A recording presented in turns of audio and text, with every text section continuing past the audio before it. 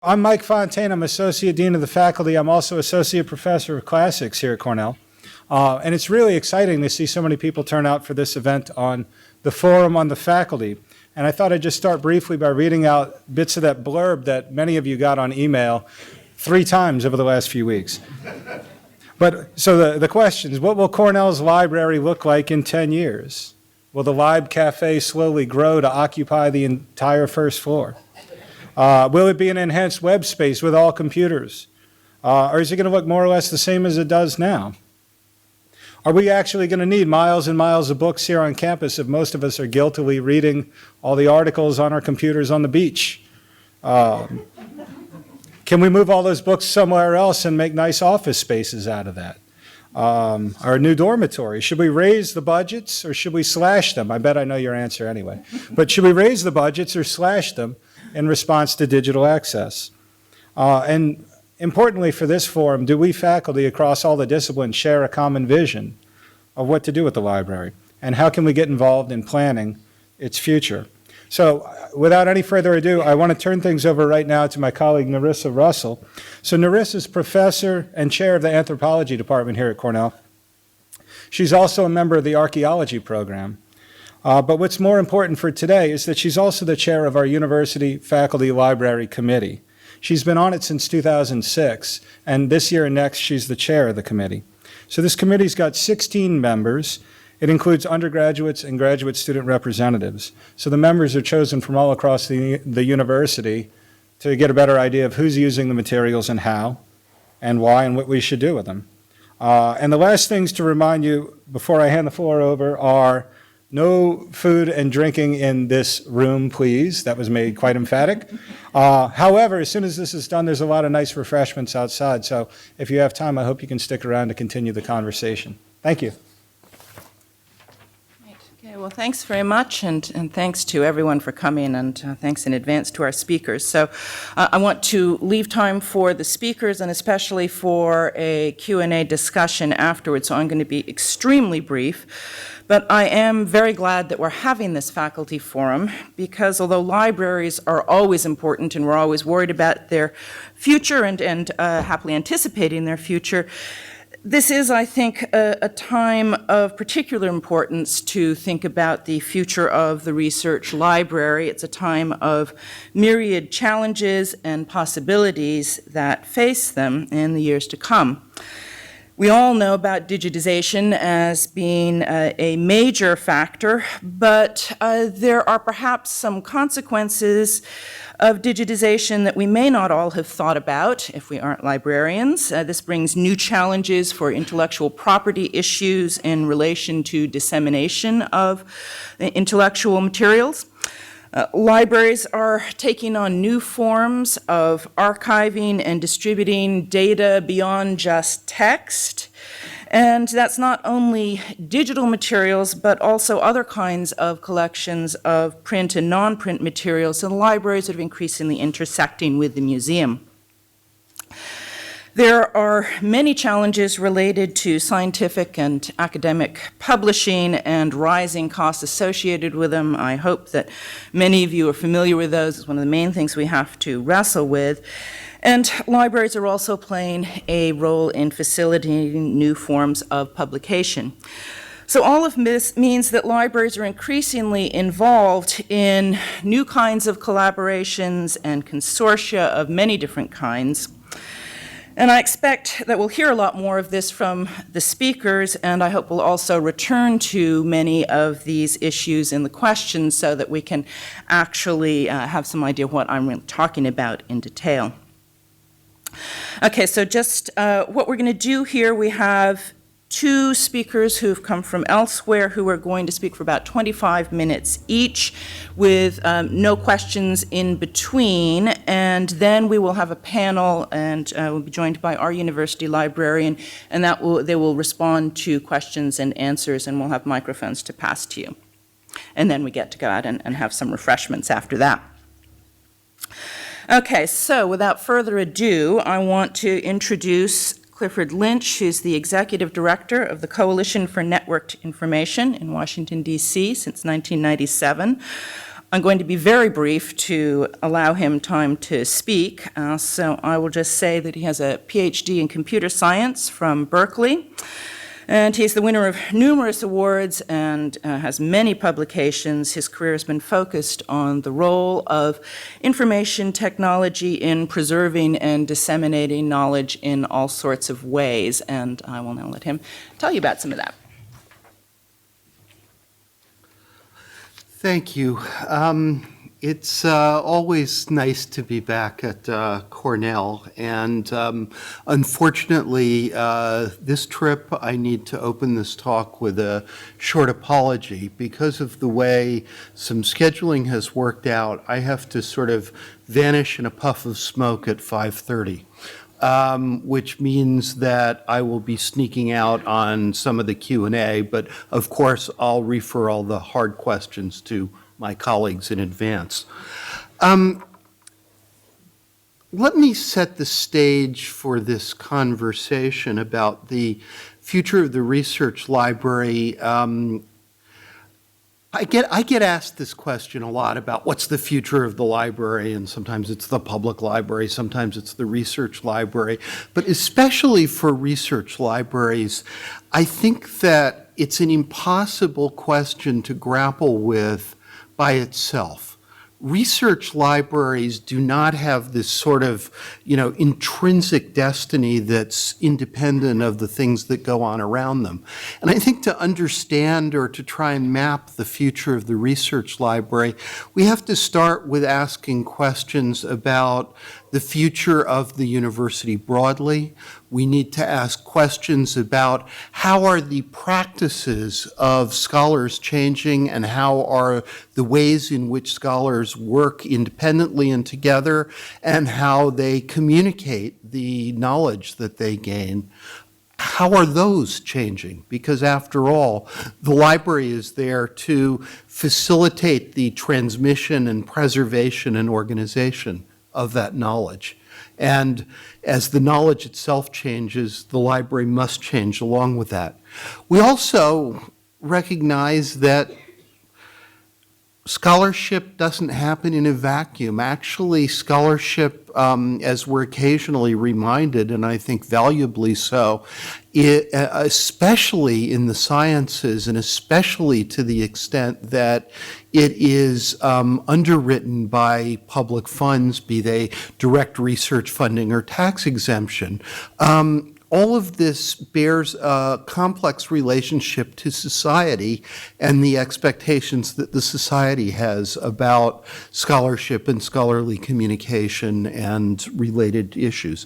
So I want to just spend my time taking a very quick look at some of the sort of key developments that I believe are taking place that are going to fundamentally reshape the role and portfolio of activities of research libraries over the next, let's say, 10 years. Some of this will happen a little sooner. Some of it is already indeed well underway. And I will also conclude the preamble here with a little bit of a caution, which is that just because all these new things are happening doesn't mean that the collections that exist, especially the wonderful, vital, special collections that represent the distinctive and special character of individual research libraries, those don't go away.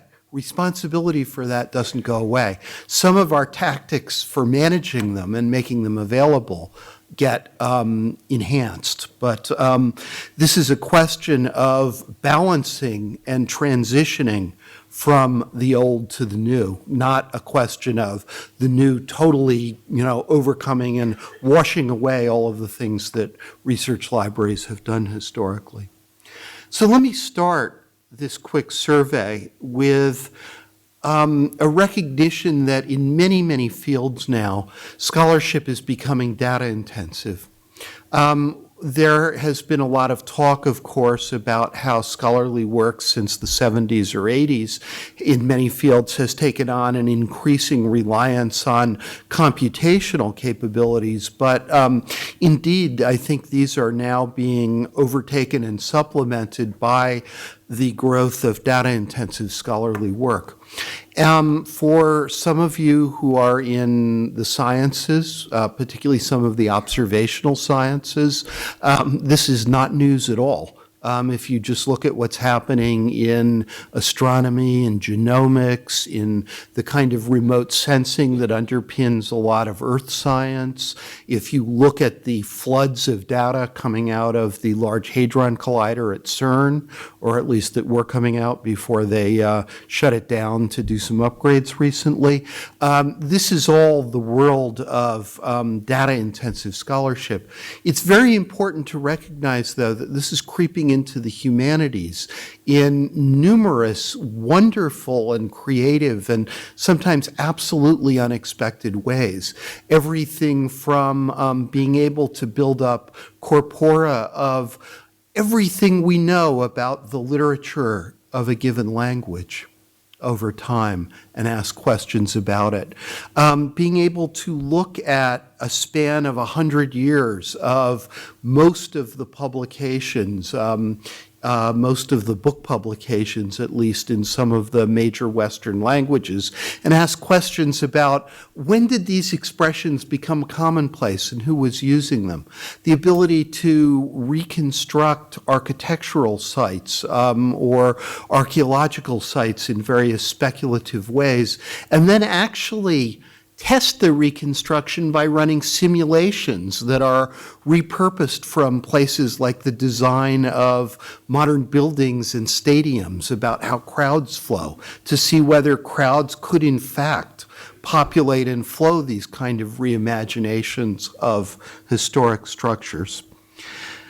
There's a huge amount of activity happening here, and if we are going to be able to pass on and conduct this kind of scholarship, we need to recognize that the underpinning data is an integral part of our ability to do this.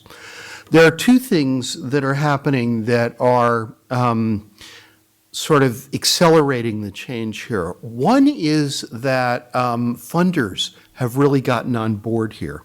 And in particular, we see in the United States the National Institutes of Health, the National Science Foundation, the digital part of the National Endowment for the Humanity.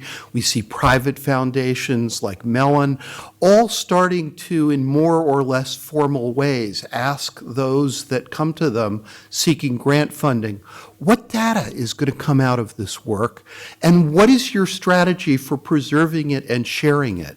And it proceeds from the assumption that if valuable data is being created, lacking reasons not to, it should be shared. There are sometimes reasons not to. Often, for example, personally identifiable data and human subjects issues come into play here. But the working assumption is data is there to be shared under appropriate circumstances, and the funders expect data to be treated as a sort of a first-class part of what is produced with their funding and to be handled thoughtfully. The other thing that is bubbling around, again, I would say particularly in the sciences, is the notion of the importance of being able to replicate and reproduce and build upon research results in a very detailed way. And particularly as we find research results that are very tied up with data and computation, simply putting out, the paper summarizing things isn't good enough anymore. There's an expectation that other scholars ought to be able to reproduce those results, be very clear about the assumptions and parameters that went into those kinds of results. So you're seeing not just a quest for the better management of research data as a way of advancing scholarship and making scholarship more effective, but also as a way of being responsive to the growing demands for this kind of transparency and reproducibility in scholarly work. There's a lot more we could say about data-intensive science and data-intensive scholarship, including the interplay between the public, citizen humanists and citizen scientists, and the academy, but we don't have time here. I merely put the stake out here and claim that the management of data is a critical issue. This requires a very interesting complex of expertises in digital preservation, in disciplinary practice. It requires partnerships.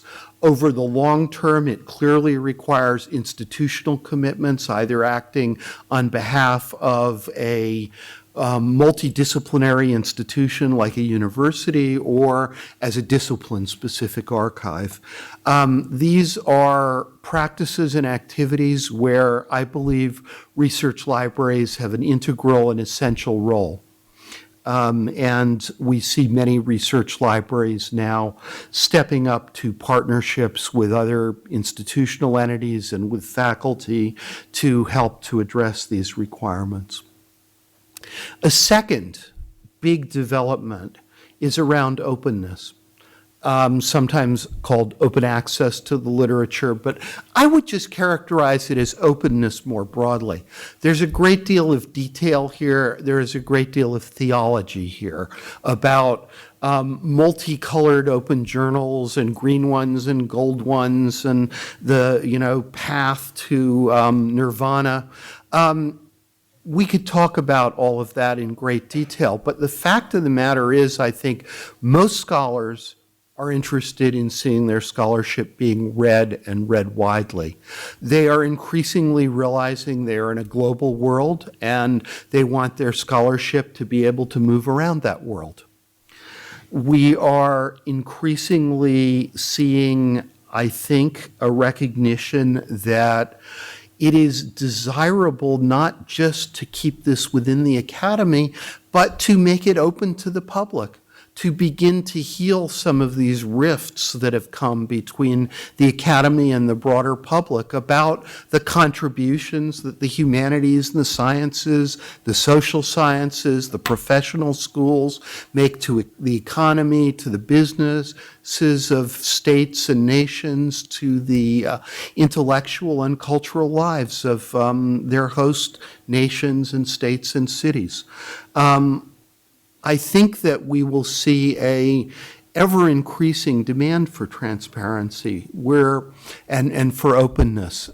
I think that you're also seeing a certain amount of connection between the public funding of scholarly work and an insistence on openness. And there's no place that's more obvious or more advanced, I would say, here and in other nations than in the fields of biomedicine. Consider the billions of dollars that American taxpayers plow into biomedical research every year. Now, I think you will probably, most of you at least, agree, as did large numbers of people when they watched televised hearings to this effect in Congress, that when you discover you've got a child or a parent that is grappling with some disease that you have been paying taxes to underwrite billions of dollars of investment in research about, it would be reasonable for you to be able to have access to the reports of the results of that research. That's something that, viscerally connects with many, many people and, is really hard to fault.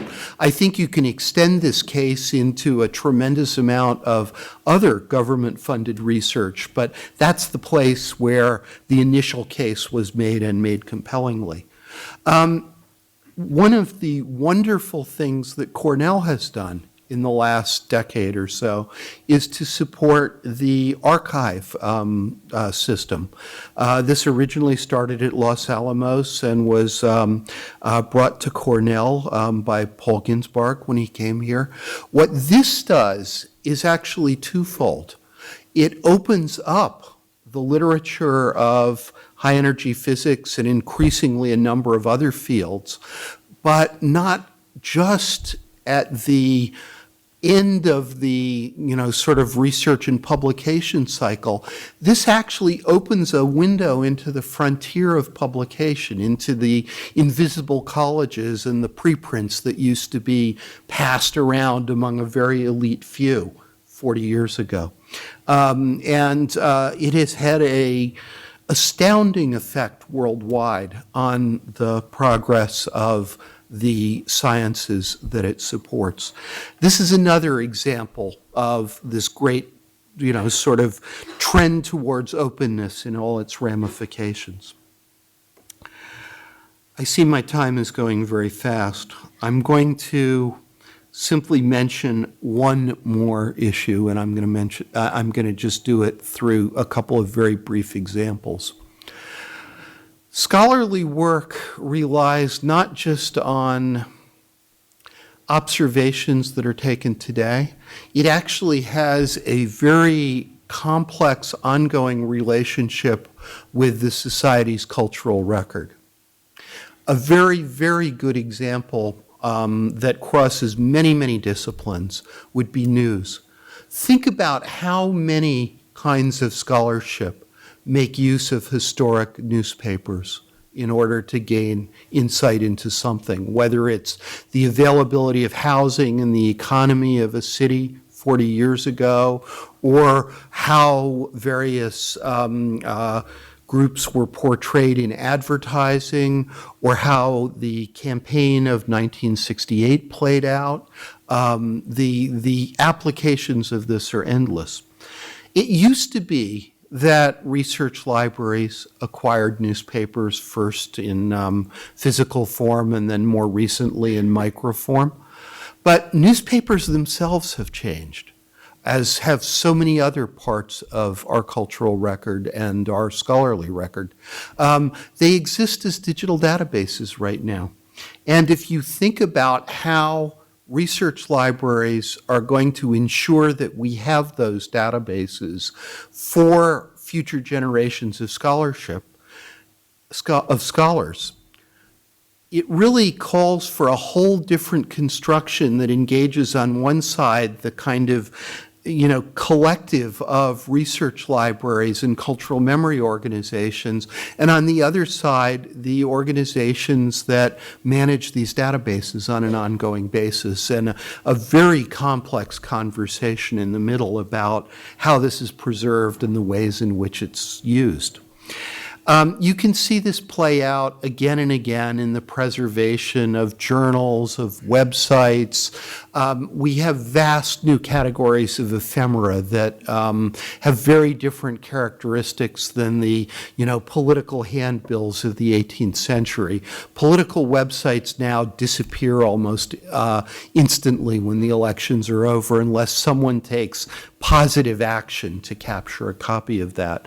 So when we see the challenges of collecting and preserving all of the evidence for future scholarly work, we see, I think, a world of very new and very difficult challenges for research libraries, but also one in which collaborative effort completely reshapes the rules of the game, where research libraries become increasingly interdependent and increasingly working together to meet these kinds of challenges.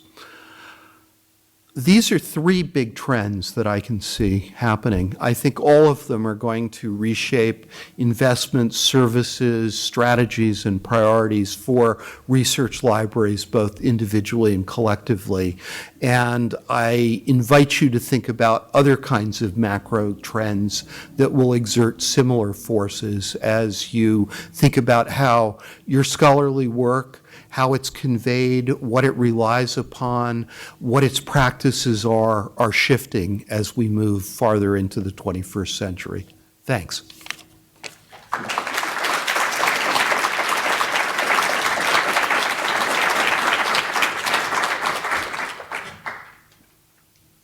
So thanks very much. And again, I'm going to hold your questions for the moment. And first, we're going to hear our second speaker, is Wendy Lougee, and I'm going to be equally brief and unfair to her considerable accomplishments in the introduction here. She's currently the University Librarian and McKnight Presidential Professor at the University of Minnesota in the Twin Cities. And she's previously worked in libraries at Wheaton and Brown and University of Michigan, where she was responsible for developing digital services. She's also the winner of many awards, grants, and very widely published, and is going to give us her perspective on the future of the research library.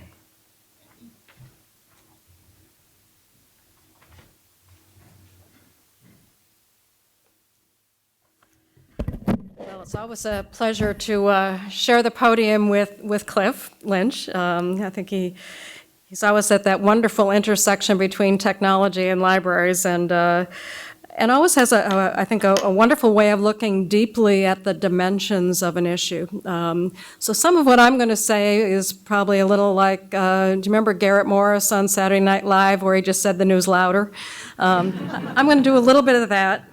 But I also want to bring the news, if you will, from the research library front, from those of us who have to lead large research library organizations and are faced constantly with the challenge of meeting the contemporary needs of y'all, as well as thinking about how to position the considerable resources that are libraries for the future. And, that involves forecasting. And it involves, because we have to serve the whole campus, it means that sometimes we delight and sometimes we displease. And that is the challenge that we face. The pleasing everyone is usually not possible.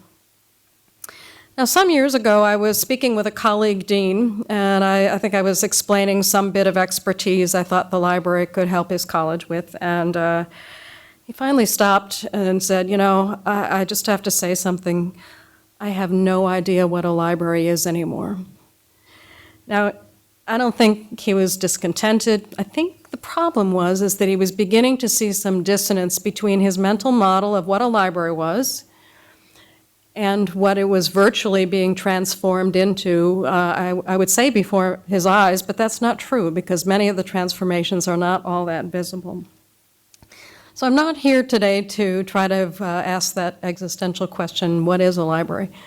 But rather, I do want to pose some questions about what your mental models are, or what the classic roles are for libraries, and do a little bit of a broad brush approach to some of the issues that are changing those classic roles along the way. So I'm going to do a bit of talking about the forces of change. Now, Cliff has touched on some of those. And then I want to walk us through some of what it is that's changing our world. Now, for some time, I've used the phrase diffuse libraries, and it's a phrase I like to be thought because I think it captures a couple things. The fact that with ubiquitous technologies and so much power in the network, and with all of the changes in the way we build and create and share knowledge, that it fundamentally changes what a library is. That we're no longer bound, if you will, pun intended, by the sort of volumes in our libraries and the kind of services built around them, but rather we have the potential to be deeply engaged in every aspect of the knowledge process, from the discovery to creation to sharing to preserving. So it really changes us into no longer thinking just of that stewardship role of the kind of recipients of knowledge products. So let me start with a really quick inventory about some forces of change. And I suspect some of you, if you follow technology trends, see the annual Horizon report that's put out by the New Media Consortium and EDUCAUSE. And it's trying to identify those enabling technologies that will fundamentally change higher education in the kind of near term and maybe 5-year horizon. So this year's trends, in ranked order, were the following: openness, concepts like open content, open data, all of the things that Cliff referenced. It's really the sort of thrust to have easily accessible and shareable information. Second trend was MOOCs. I'm not going to belabor this media darling. I'm sure you've heard plenty of it, probably more than you want to. Third, experiential learning. The fourth, interest in using new sources of data in learning, but also in research. And as Cliff pointed out, digital data is infusing all of the disciplines. In fact, I have one colleague who has said, data is the new oil. I liked that phrase. The fifth was the changing role of educators in the context of students who are constantly network natives, if you will, where it's increasingly hard for them to discern the authoritativeness of information or who is an expert and what does that mean for the role of educator. And then finally, the sixth big trend, the educational paradigms that are now a mix of online, hybrid, and collaborative learning models. Now, I could go through each of those, but just keep in mind that each and every one of them can have profound changes of what the library is and what it should be doing, and we'll get to that in a moment. But now I want to bring you in closer to the library and some of the trends that are affecting us. And here I'm going to use a list that maybe is not so rosy. In 2011, there was a group called the Advisory Board Company, which is a commercial consulting firm to higher ed. They interviewed dozens of provosts and administrators and faculty and librarians. And they came up with 4 drivers, I think I'd call them threats, that portend a very uncertain future for the library. And they called them the 4 horsemen of the library apocalypse. Not a great label. Each of them is really a big stressor for libraries and involves some really hard choices that I think we could talk about. First one is unsustainable costs. And here they were getting at not just the kind of journal inflation and things that I'm sure you've heard of, or the new ways of pricing content by bundling it, or even the kinds of born-again content where analog materials are converted and then sort of packaged, whether it's 18th century literature or streaming media or whatever. That's a primary motivator, obviously, behind the sort of whole openness push to think about costs. But libraries are also pricey and maybe unsustainable because they grow. We have an insatiable appetite for space, and hence the ongoing need for a very pricey commodity, which is real estate. More about that later. Second horseman is called viable alternatives, and this is getting at things like Google, which is not only a major source for search, but also increasingly content. Google Books now is somewhere around 22 million volumes, which certainly dwarfs most of our research libraries. But of course, Google and other services, iTunes, YouTube, you name it, they've really become destinations for our students and for faculty. So, and we've found at our own research at Minnesota that about 75% of the traffic coming into our library catalog or other similar discovery services comes from Google or other large databases on the network. So if the library ever had centrality in the discovery business of finding information, it's long gone. The third horseman, usage and declining usage. By some measures, most research libraries have dropped somewhere between 30 and 40% in the last 5 years in circulation of print volumes and in reference traffic. Those are pretty sobering statistics. I'm sure some of it is due, of course, to the rise in digital content that, if you look at those data, it's in the millions that we're seeing every year. But those are not always the visible changes, are they? What we see is what's happening physically in front of us. And the last horseman is new demands. And again, Cliff has pointed some of them, but that list from the Horizon report, e-learning, experiential learning, digital data, publishing, all of those changes in research methodologies and contexts for learning are profoundly affecting what people want from the library, what kinds of services they want. what kinds of content they want. And what the report suggests is that we have to begin unbundling all of our traditional commitments in the library and transitioning resources towards a much more mature digital environment. Now, the transition time, the horizon is unclear, but I think by many measures, we're really at the epicenter right now of that transition. So now last I want to shift to talking about what all this means for the classic roles of libraries, those kind of mental models that I referred to at the beginning of my colleague Dean when he wanted to know what a library was. And I bet if we asked each of you, you'd all say, well, a classic role is the collections, right? It's the books. Maybe secondly, you'd mention access. You help me find stuff. And then thirdly, some mixture of information services that maybe help you mediate between a question you have and some resource that'll solve it. So I want to take these kind of mental models and give you just a teaser in each of them where some of the strategies for change are unfolding, where investments are beginning to move in different directions, some of which you may not like, some of which you may want to talk about. We'll see. So I'm going to start with access. I know you probably thought I'd start with collections, but I actually think it's in the access arena where we see, first of all, that first interaction when you're looking for content and pursuing something. But it's probably where there's also the most interesting and most profound foundational changes that can happen in terms of how we approach collections and services.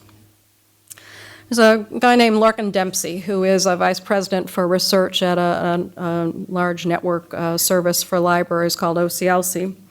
And he's got an interesting way of describing the shift in access. He says he notes that library catalogs emerged at a time when information resources were scarce. They were held in distinct libraries, but attention was abundant. And guess what? Now we've reversed that. We have information resources everywhere on the network that we can get to them, and attention is scarce. And so we have a real challenge in that we know that there's a huge pull to the network, and starting there, how do we think about changing the way you work and what access means? In the past, your individual workflow might have been centered around the library, and now it's more likely to be centered around the network, and that brings you to the library. So that centrality of local holdings, local catalogs is not there anymore. And our challenge is to think about how to share what we have distinctly with the world and what we have in general with the world. So to push out information about our resources and then bring in what's available elsewhere. It also underscores another trend, which is a real push for libraries to take responsibility for helping create discoverability of other campus resources, and I know Cornell has done quite a bit of that in the past.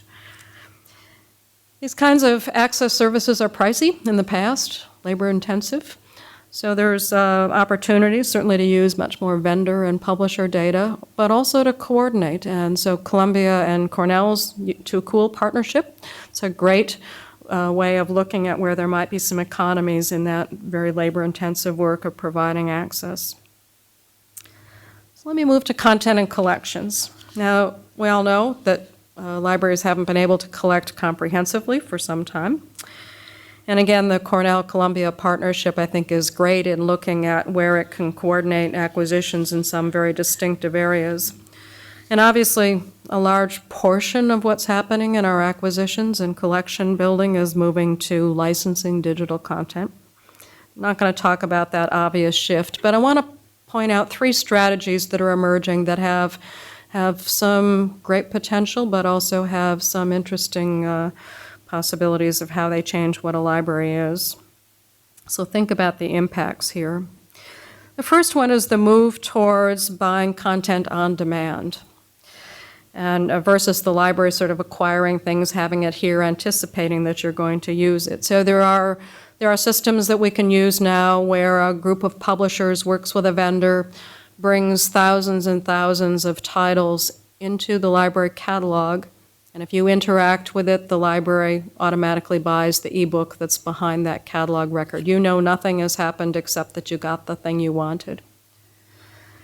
Now, what's interesting about that, of course, is that, it's moving from a just-in-case building of collections to a just-in-time. But what are the downstream implications of that? What does it mean in terms of what we don't buy, or what somebody needs 30 years from now? I'm just going to leave those as questions for us to talk about. The second trend relates to the openness that was mentioned by Cliff and the Horizon report. And I think there's a real, again, push to see increasing efforts for libraries to take responsibility for putting open content out there. And certainly Archive is a great example of that. So there's significant bodies of important content that are now being contributed by institutions, often through libraries, into the network environment. So you see a shift here of investments toward not just acquiring things, but supporting things and sharing them with the rest of the academy. Again, there's implications for that. They both cost money. One could raise questions about the free rider effect of making things freely available. Third trend is something called the collective collection that's emerging. So how do we coordinate collection investments across multiple institutions when it comes to the significant costs, especially of storing and preserving content in the future? This is the real estate question.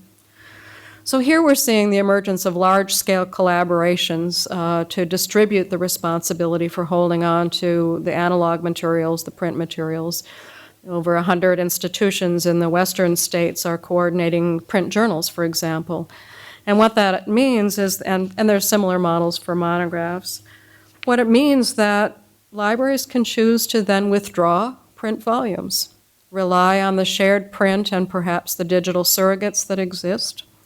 And it does help us reduce that physical footprint and the costs that go with that, although it raises new costs of shared investment in the infrastructure for things like the HathiTrust digital archive for the digital surrogates. So right now we see that model mostly with legacy collections, but I think we'll increasingly see it prospectively going forward. Okay, last role, services. And classically, I suspect you think of things like reference and instruction services, but as users increasingly are relying on e-content remotely, access is ubiquitous, digital content is being infused in research and learning. The support needs of students and faculty are changing dramatically. So the service roles are no longer built around the collections, but rather, again, this support of the full life cycle of whatever work you're trying to do, whether it's a student paper or whether faculty research. And our library staff are having to increasingly have far greater out-of-building experiences to be out there working with the colleges on research and learning and teaching. So I'm going to underscore here again what Cliff mentioned about as digital data becomes more important, both in scientific research but also in the humanities and canonical texts for the humanities. Libraries are increasingly called upon to play roles around finding relevant resources, managing them, preserving them, and also the legal uses of content. With e-learning on the ascendancy, we're seeing much more attention to requests to buy things that are explicitly for a learning context, whether it's digital video or simulation data sets, those sorts of things. And it means that a lot of our services are moving towards education and consulting services, where the expertise is brought to the question. On my own campus, we've been working in the e-learning context to try to knit together all of the components that support content for a course, so that a faculty member could just submit what their interests are, and quite naturally it would flow through whether the thing is licensed and have it linked into the course, whether you need copyright permission, whether you need consultation for an open resource, coordinate with the bookstore, all of those things, and seamlessly bring it together. So you might say, why is the library doing that? Well, who else has the content expertise, the copyright expertise, the pricing expertise, and so on? Similarly, with federal funding agencies requiring data management plans, libraries are being called upon to be consultants in development of those plans, and in some cases actually supporting the data. I'd call your attention to Purdue University, where they have a partnership between the libraries and the VP for Research, where you work with the library on your data plan. You are then assigned your storage capacity for your data, and the preservation aspects are taken care of in a very seamless environment. Now, not everybody's going to want to go for that centralized approach, but I think it's emblematic of the kinds of demands being put on libraries. So these two examples, I think, of data-intensive contexts for learning and research also highlight the kinds of expertise we're going to need to nurture and sustain in the libraries. So my final comments here, just a couple takeaways. First, I hope I've underscored that as an academic enterprise, the research library has to be very tightly aligned with what's going on campus and the broader trends that we've talked about. The status quo is just simply not an option. The classic roles that we have with content and access and service, they have been reshaped and they're going to continue to be reshaped, and that's going to frankly have to happen with reallocation of dollars to support those new demands. But as Cliff points out, this is not an either or, it's a transition where we have to manage the two. And the big change going forward will be that we have to reallocate towards digital infrastructure, content and services to have that more mature environment that was cited in that report from the consulting firm. So in the future, the answer to the question, what is a library, will simply be quite different. Thank you.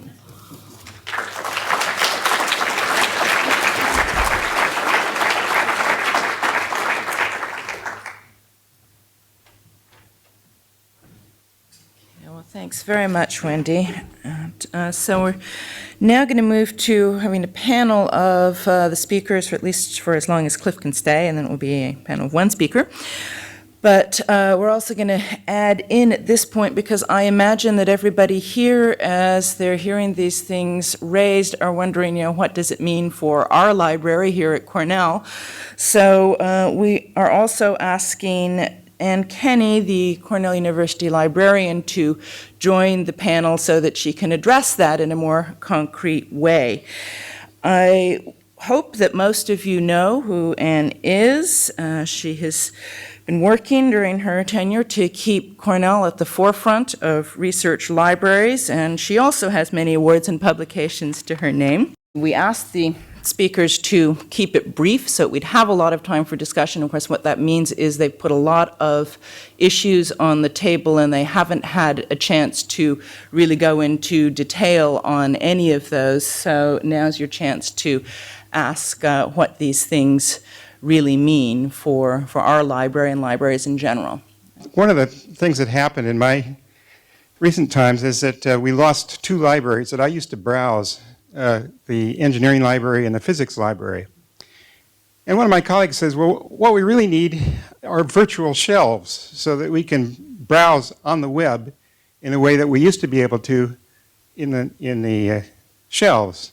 Now, in the shelves, you have collections of interesting things, and you go down that, and occasionally you get into the neighboring area, and that gets you into something more interesting, et cetera.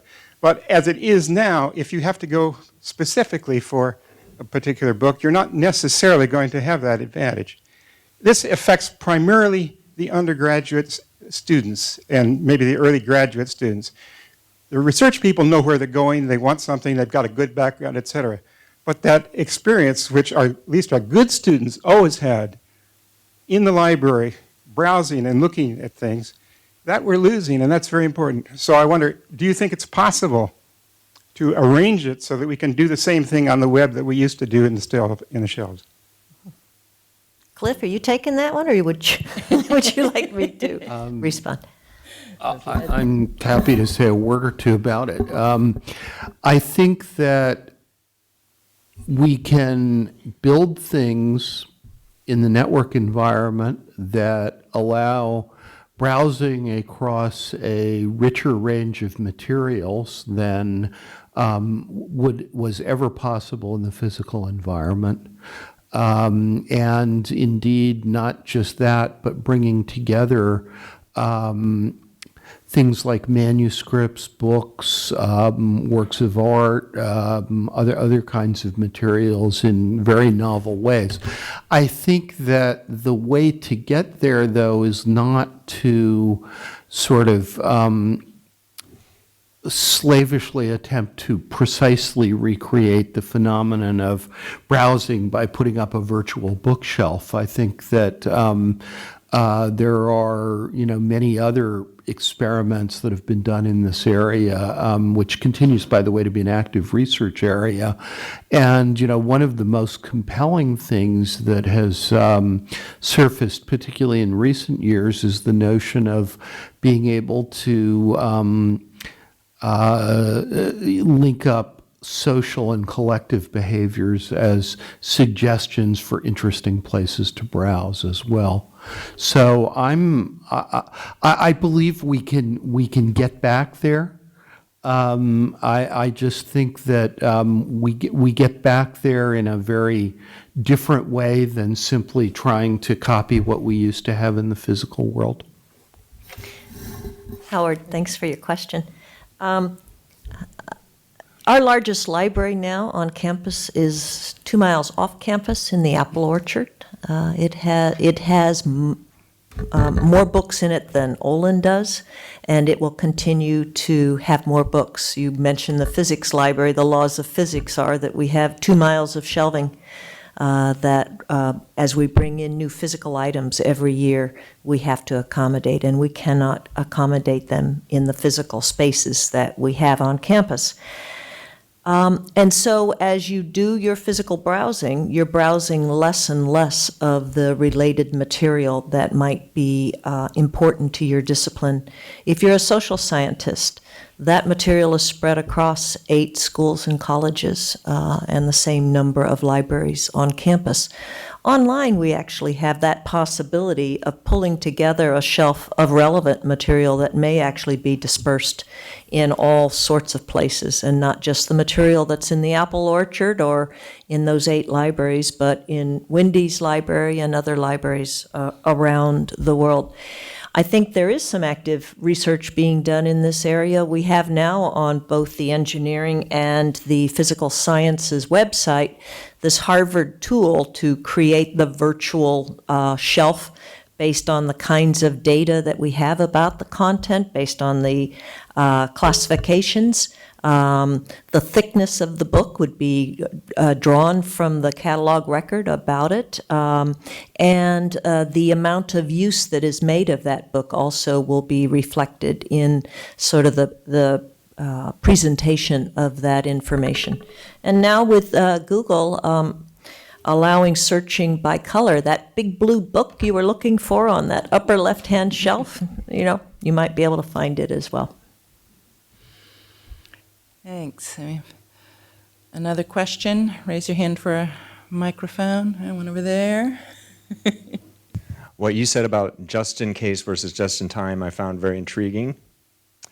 Things become canonical, not when they're written, but many years later. That's one thing.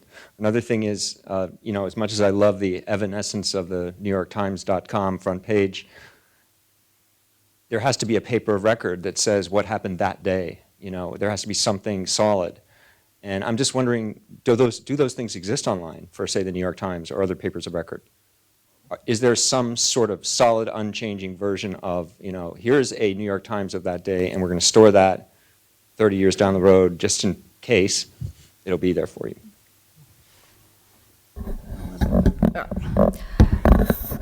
Interestingly, when you say the New York Times, which New York Times? The one you get here or the one I get in Minneapolis? Just saying that. What time of the day? What time of the day? I think what we increasingly will see with something like that is that experience of what it looked like on the page may disappear. It's really much more of a database of content, and after 2 weeks pass, your inquiry is much more likely to be a search as opposed to what it looked like.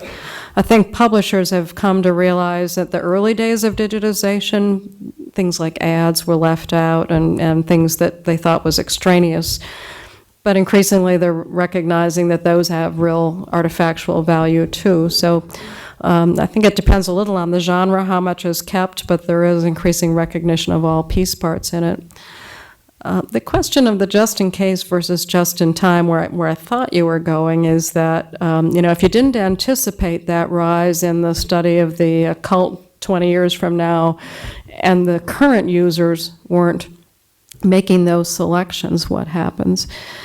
And I'm hoping that in the digital context, the sort of ebook canon, if you will, that's being created now, that those will be preserved as well. We're just going to have new mechanisms for mining those data years hence. But my point was more about it makes for a differential investment currently, because ebooks pricing mechanisms are often at least at price for the print, and if you want to have more than one viewer, the price goes up. So having users make those decisions de facto means some other things won't. You get the timeliness, but you don't build the collection. Just a fast footnote on that before the puff of smoke. This whole question of, what we're collectively capturing as history is getting shakier and shakier by the minute. We're seeing a huge rise in personalization on websites, for example. So it's not just what instant did you look at it, but from where and who you are. This is happening not just in news media, but on government websites, for example. You will see a very different version of whitehouse.gov, depending on who you are, when you come to that page. So we really face a series of, substantial intellectual and cultural conversations about what it means to have this kind of, collective history documented. This really goes way deeper than just the tactics of specific newspapers. And it's one that I think scholars in many areas need to be talking about and talking with the broader public about. And with that, please excuse me, folks. Thanks very much.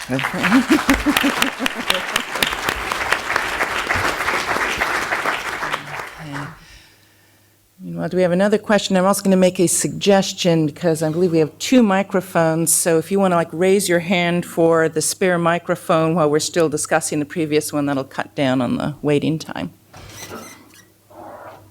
Yeah, so okay, I see there's a hand up there if you can get there.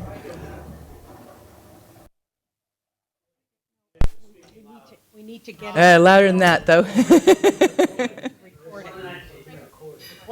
question of openness. And we're recording it also, yeah. It's too bad that Cliff, whatever his name is, Lynch. he left. But I was surprised at the idea of openness. Somehow everything's going to be more open. But my experience as a scholar in the last 10 years is quite the opposite. Copyrights, for example, have thwarted things that I want to do. I have been to research meetings of research supported by the government, and one of the researchers come with a lawyer because they were worried about giving up secrets that could turn into patents. So, and the other thing is if everything is online, it requires the user. I mean, in the old idea of the library, this is a challenge to the library to keep openness. All you need was to have be able to walk into the library, and you could browse and find things and use your eyes. Now you need a $1,000 piece of equipment, and that's the thing that you have. That's not counting the data storage systems that require licensing and require energy and buildings to run. So, I did go to Columbia University to use their archive, and that was quite great. But try to go to Harvard. You have to pay a fee to walk in the door. So the idea that somehow things are more open, it seems to me, things are probably going the other way. You have to have expensive equipment, and you have to have some sort of passports or some way to get into these chambers now to find out, whether it's in your home or whatever, to find information that in the past was you could walk into any library, university library, and find it on the shelf. So maybe you could address that issue. Well, even if it is available electronically, and let's not think about the cost of the equipment to access it, half of our collection budget goes for licensing content. Actually, it's 60% of it now. And half of that goes to 4 publishers, Elsevier, Wiley, Springer, and Blackwell? I forget. I think the last one was Blackwell. But, and that's not that dissimilar from what Wendy gets at the University of Minnesota or Jim Neal gets at Columbia. We're replicating that same increasingly homogenized scholarship in that area. And so as we think about the things being locked up and our rights to share that material that is now in digital form, I cannot do the same kind of lending of digital content to a researcher at Minnesota as I could with the physical objects in my collection itself. So there's some double and triple whammies that are going on there. Can I maybe parse your question slightly differently? Because I, at least how I was hearing it, was 2 separate things. One was around the issue of open access, which is really more of a model for sharing rights. It's a model wherein things are made freely available online, where you retain the copyright, but you're giving others the right to use it freely. And the underlying economic models are typically either that there is some institutional support for that, or that an author pays model. So open in that context is much more about the rights model. Your question, though, about how do we look at costs for the digital versus the print, and let me give you 3 numbers, and they're roughly right. I'm guessing on the pennies here. To store a book in an open library, and these data came from University of Michigan, open shelves in an open library is about somewhere in the order of $4.90 a year for the infrastructure that goes into a physical library. To put it into your apple orchard, remote storage, non-accessible to browse, but closed storage, is somewhere in the neighborhood of about 98 cents, something like that. And then to do it digitally is less than 20 cents a year. So you really do have, and that includes all the infrastructure costs, you really do have quite a bit of differential with respect to the costs of sustaining. Now, there's certainly a human cost, too, to taking it in. Your own computer and those sorts of things are not necessarily part of that equation. But the infrastructure that an institution has to think about are quite different. I also think about the endangered nature of scholarship. We talk about the ephemeral nature of things digital and websites that come and go, but I also worry about the supporting mechanisms for scholarship in vibrant but fairly economically challenging areas. And, I see Peter Hohendahl here and looking at German monographs and how to continue to support their publishing when most of the university presses around are saying, we can't sell those things to be able to make a profit, to continue to do other things. So what happens to those German scholars around the world in terms of publishing material? And this is an area where libraries can work in partnership with the faculty and with the presses to look at models to provide sustainable access to the extended argument literature. No, that's clearly a role I didn't mention, but I think is an important one. The number of instances where libraries are taking on both a publishing function or a content creation function, which is a little bit different, whether they're sort of formal kind of publishing, books, journals, those sorts of things, or, we, for example, just produced a multimedia Ojibwe dictionary working with a faculty member. So it has elders speaking each word, it has the images for each word, and then, of course, the kind of normal functionality of a fully searchable dictionary. I don't know whether that's publishing or not, but there's certainly a lot of that activity going on in libraries, would not be viable for a traditional publisher to take on. We had a question up there. My question has to do a little bit more with, you were talking about usage and the expertise of the librarians. The library is a landmark, kind of not only as a place to go to get your book off the shelf, but also a collaborative venue. And with the move more and more towards kind of collaborative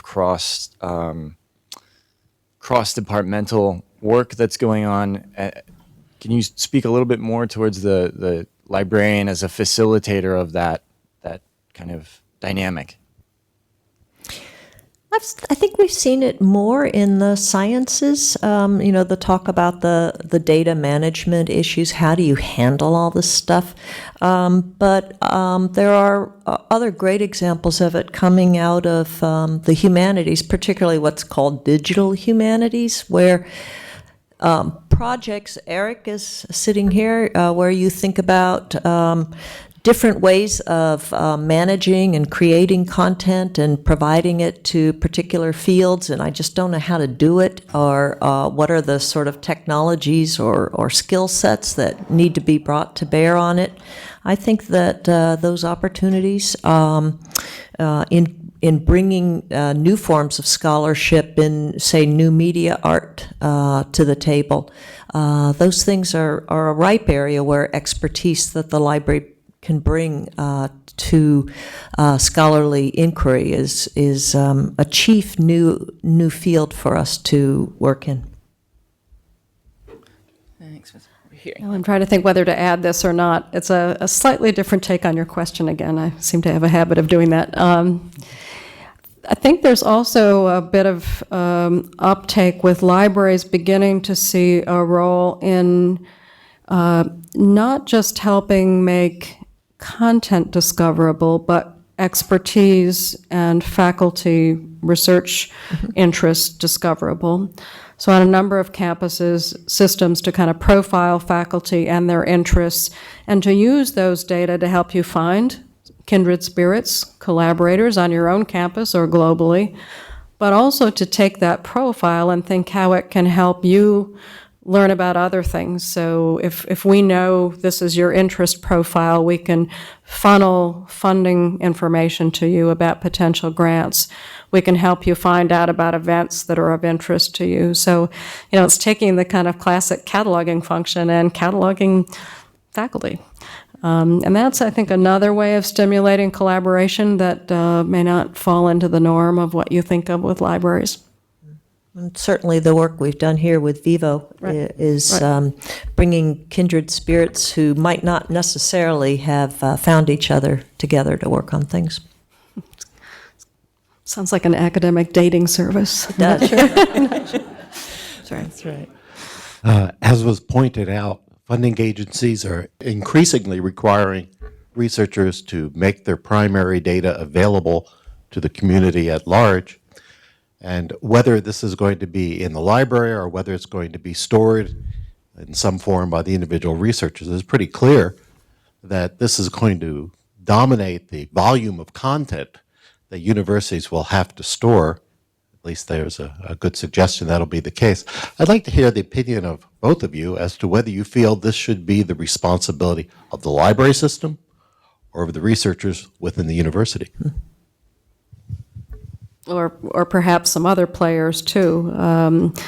I was reading recently a data audit that was conducted by Columbia University for a center that's on my campus.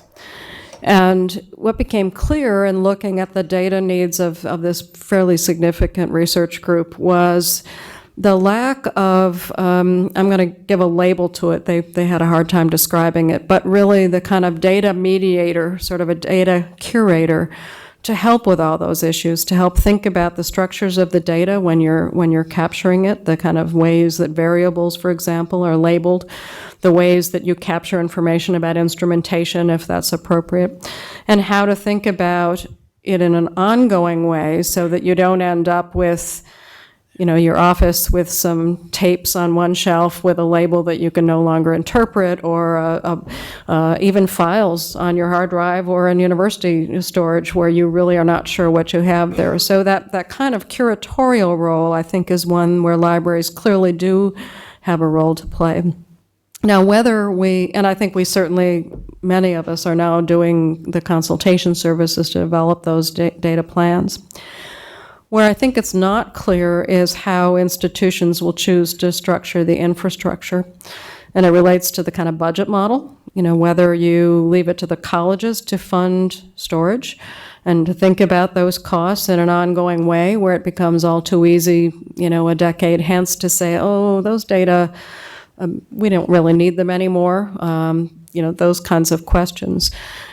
So you have the Purdue model that I mentioned, where the institution is taking a very active stance about curating data over time, that it's going to try to, I won't say in perpetuity, because I think over time there will be an opportunity for appraising whether or not the data are replicable, for example. So it's more likely to be some convergence of expertise, but I think clearly the library has that curatorial expertise on preservation management, the metadata for describing the data. Whether that relates to the digital infrastructure for ongoing preservation is a little less clear to me. And we could talk about, there's a whole lot of other things too for discovering data once, not your own data, but other people's data. I do think that it will take a village to do this kind of work. The worst thing that could happen would be for the library to take on an unfunded mandate to do this data management, and that it won't be one size that fits all. If you're dealing in the big science, there are areas where sort of data can go. One of the things that we focused on here at Cornell was sort of the temporary holding of data during the period of a research project, and then what's the ultimate end game for that data. I think also the National Science Foundation is giving more thought to the long-term management and the cost implications for institutions in defining these requirements for managing that content over time. Bob Berman, who is the Senior Vice Provost for Research here, and I do co-chair the Committee on Research Data Management Services, and they do range from the kinds of expertise that the library brings to the table, metadata creation, the preservation awareness, the sort of looking at appraisal issues and reusability over time, with the sort of Center for Advanced Computing. How do you really store this stuff effectively, efficiently, somewhere else? How do you replicate it? And with IT at Cornell, looking at the sort of infrastructure for supporting all of that. But it needs to be much more integrated and linked between not just libraries around the country, but IT, communities around the country, researchers, bodies of researchers around the country as well. I think there's also a related issue about sustainability. So I'm part of a NSF project, one of the DataNet Awards, where we're dealing with 100 years worth of census data from 70 countries and 100 years worth of land use data from not quite as many countries, but quite a few. And part of the proposal or the project requires coming up with a sustainability plan, and the PIs keep saying, well, we ought to fund it like a library. Either it's a subscription where people pay, and these are canonical data, right? They're not, you're not going to replicate them. Is it going to be on a pay-per-use? Is it going to be kind of like social science data archives where institutional subscriptions? So I think we're going to begin to see the same problems of sustainability for data that we've seen with libraries, and hopefully we'll keep it in the nonprofit sector and come up with models rather than turning it over to the commercial side. I think that sustainability issue is a big one, and Cliff mentioned the archive, and the cost of maintaining an open access repository for the world of scientists who rely on it is, over $500,000 a year. And it was something that came with a couple of years of funding for the library when Paul Ginsberg came. But then after a couple of years, that went away. And you know, how do I fold that in to my library budget, which is increasingly being pressured by the other costs of things? So this model of a public good that is worthy of support by the heaviest users has really played out pretty well for Archive.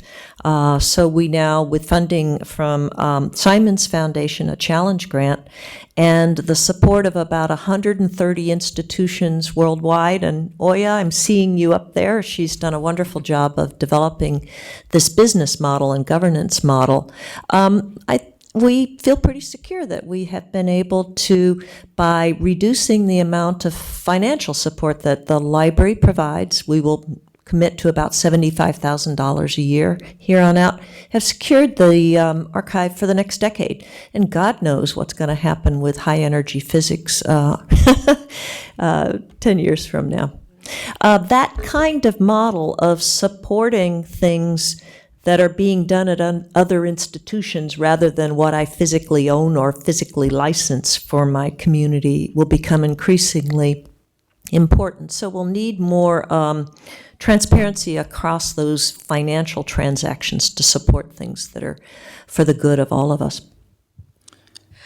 As a historian, I want to ask a historical question and a historical question about books. Yes. Mary Beth. So years ago, in the pre-digital age, I was actually on a committee that was set up, and I was sitting here trying to remember what the organization was that set up a committee, but it was when everyone was worried about brittle books and about books. Commission on Preservation and Access. Probably, you're absolutely right. That's what it was. Anyway, and I was brought with a bunch of other historians to a meeting in Washington, D.C., where we were told we cannot save more than about 10% of these books. What 10% should we save?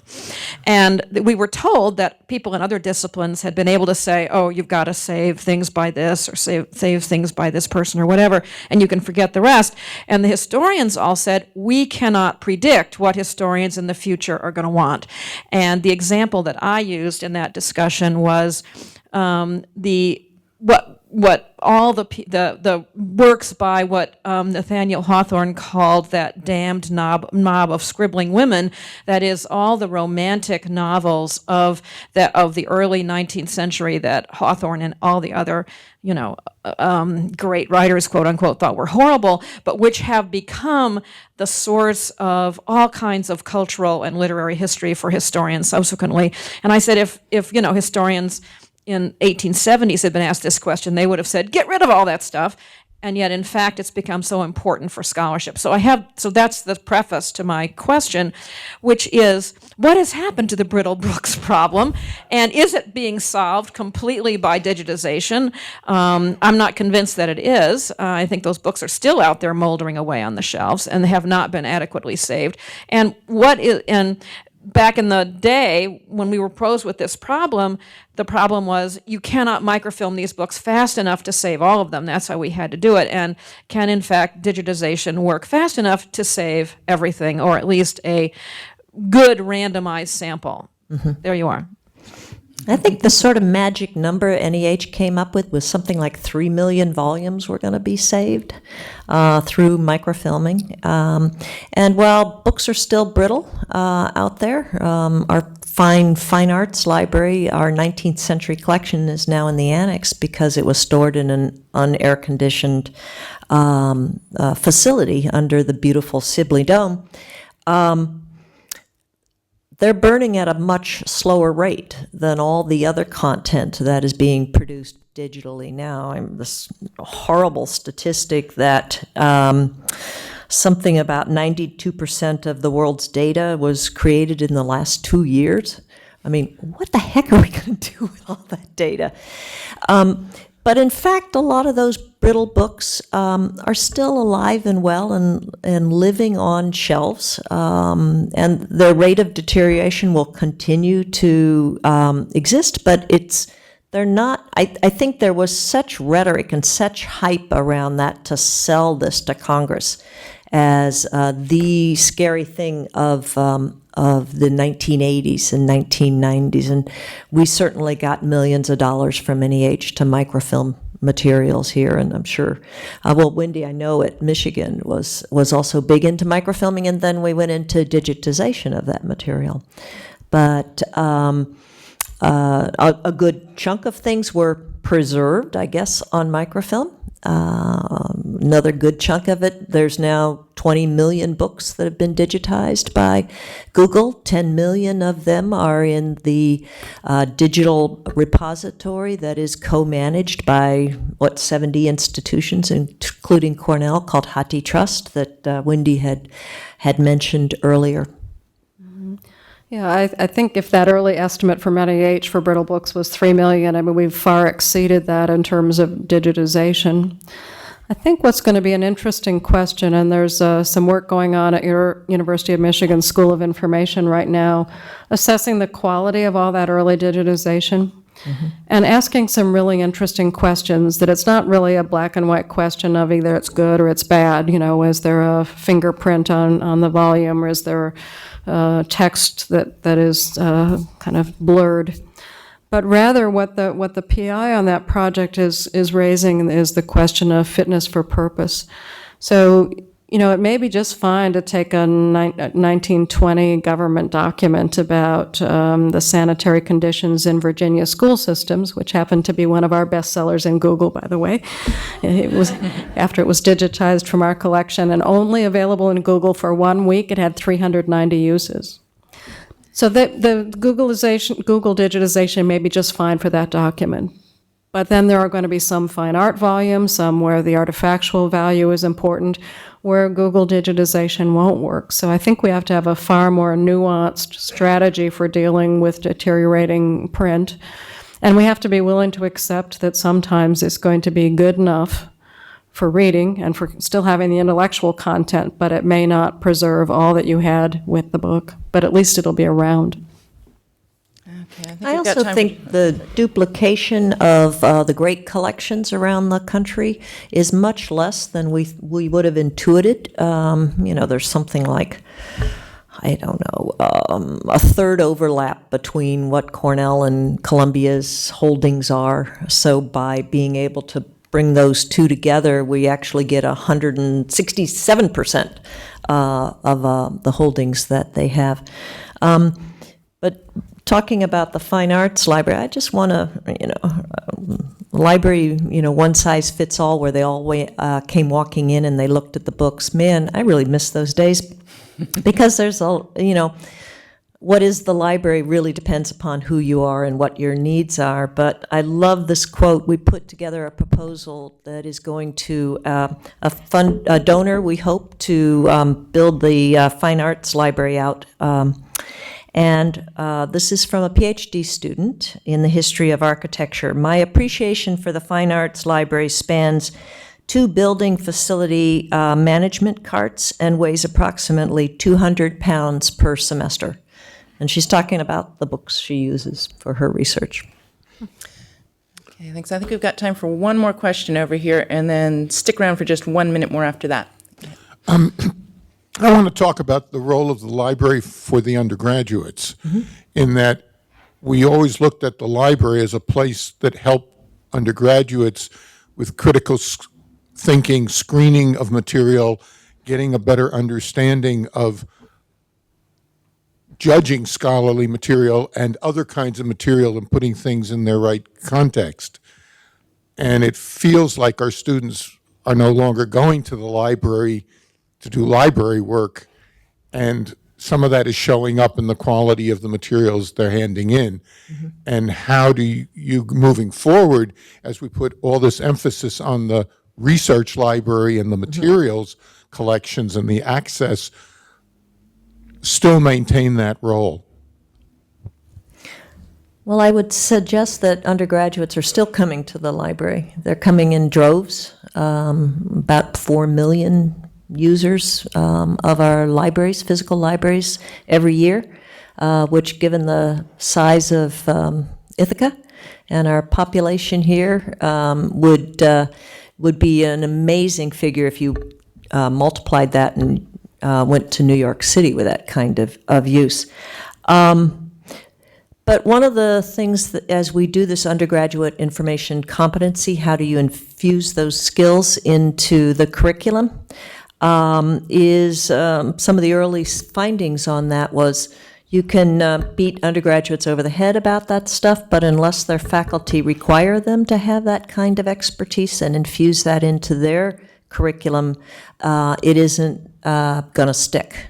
And so a lot of the work that we've done on the information competency kinds of activities has been working with faculty to add that kind of stuff into the curriculum that they're teaching. I'll just add one little kind of, I totally agree with you that it really depends on that partnership with faculty, but sometimes there's other tools you can think of to enhance that. So 10 years ago, we developed a little tool called the assignment calculator, which I thought sounded really silly. I'm trying to think of the right word. What it does is a student fills in, I have a paper due X date, here's what it's about, and it begins to step them through a research process. So it leads them to the core resources that relate to their topic. It links them to the librarian if they need help. And based on, and it helps them with citation when they get to the writing, all that.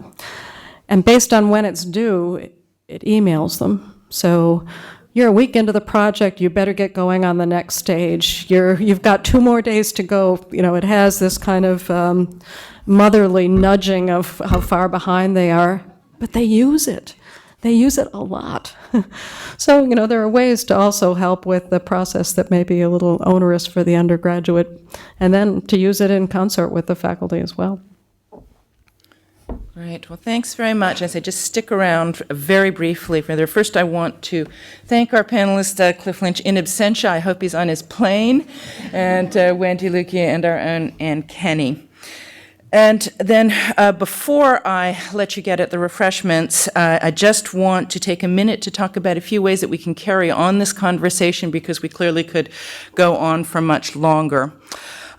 One thing I want to draw to your attention, I hope you've heard about it already, but related to some of these issues here on sort of the future of scholarly publishing, the library is sponsoring a reading and discussion project centered around these 2 books, and there we go, give you a little drink. So we have 2 books.